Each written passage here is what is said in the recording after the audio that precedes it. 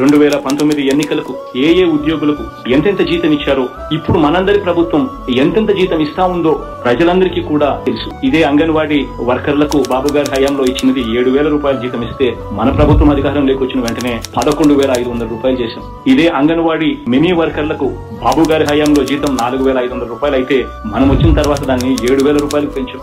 సంఘమిత్రులకు, యానిమేటర్లకు బాబు గారి హయాంలో జీతం ఎంత అంటే 3,000 రూపాయలు ఇస్తే, మనం వచ్చిన వెంటనే దాన్ని 10,000 చేశాం. మున్సిపల్ పారిశుద్ధ్య కార్మికులకు బాబు గారి హయాంలో 12,000 రూపాయలు అయితే, మనం వచ్చిన వెంటనే దాన్ని 18,000కు చేశాం. ఇదే ఆశా వర్కర్లకు బాబు గారి హయాంలో జీతాలు ఎంత అంటే కేవలం 3,000 రూపాయలు ఇచ్చేవారు. మనం ఇవాళ ఇస్తా ఉన్నది 10,000 రూపాయలు కాదా అని చెప్పి ఒకసారి మనస్సాక్షిని అడగండి అని చెప్పి అడుగుతా ఉన్నాం. మన ప్రభుత్వం రాకముందు వరకు కూడా రాష్ట్ర ప్రభుత్వానికి సంవత్సరానికి అయ్యే ఖర్చు 1,198 కోట్ల రూపాయలు అయితే, మీ ప్రభుత్వం ఈ రోజు భరిస్తా ఉన్న ఖర్చు 3,187 కోట్ల రూపాయలు.